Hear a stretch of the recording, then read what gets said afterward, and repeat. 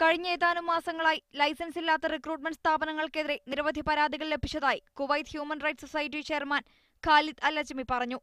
വ്യാജരേഖകളുണ്ടാക്കിയാണ് ഇത്തരം സ്ഥാപനങ്ങൾ രാജ്യത്ത് പ്രവർത്തിക്കുന്നത്. നിരവധി വീട്ടുജോലിക്കാരികൾ റിക്രൂട്ട്മെന്റ് ഏജൻസികളുടെ ചൂഷണങ്ങൾക്ക് ഇരയാകുന്നുണ്ട്. തൊഴിലുടമകളിൽ നിന്നും അമിത ഫീസാണ് പല ഏജൻസികളും ഈടാക്കുന്നത്. ഗാർഹിക തൊഴിലാളി റിക്രൂട്ട്മെന്റ് ഓഫീസുകൾ കേന്ദ്രീകരിച്ചുള്ള പരിശോധനകൾ ശക്തമാക്കുന്നതിലൂടെ ഇത്തരം ചൂഷണങ്ങൾ കുറയ്ക്കാൻ സാധിക്കുമെന്നും മനുഷ്യക്കച്ചവടത്തിന് തടയിടാൻ കഴിയുമെന്നും ഖാലിദ് അൽ അജ്മി പറഞ്ഞു. ആഭ്യന്തര മന്ത്രാലയത്തോട് ഇക്കാര്യം ആവശ്യപ്പെട്ടിട്ടുണ്ട്. റിക്രൂട്ട്മെന്റ് ഓഫീസുകളിൽ നിന്നും സ്പോൺസർമാരുടെ വീടുകളിൽ നിന്നും മർദ്ദനങ്ങൾ ഏൽക്കുന്നതായുള്ള പരാതികൾ അന്താരാഷ്ട്ര തലത്തിൽ രാജ്യത്തിന് ചീത്തപ്പേരുണ്ടാക്കുന്നുണ്ട്. ഗാർഹിക തൊഴിലാളി റിക്രൂട്ട്മെന്റിന് സർക്കാർ നിയന്ത്രണത്തിലുള്ള കമ്പനി സ്ഥാപിക്കുന്ന നടപടി വേഗത്തിലാക്കണമെന്നും അദ്ദേഹം ചൂണ്ടിക്കാട്ടി. ഗാർഹിക തൊഴിലാളികളുടെ അവകാശ സംരക്ഷണത്തിന് വേണ്ടി കുവൈത്ത് മനുഷ്യാവകാശ സംഘടന എല്ലാ ശ്രമവും നടത്തുന്നതാണെന്നും മനുഷ്യാവകാശ സമിതി അധ്യക്ഷൻ കൂട്ടിച്ചേർത്തു.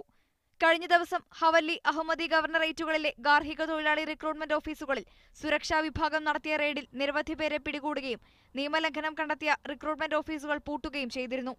Media 1 Kuwait.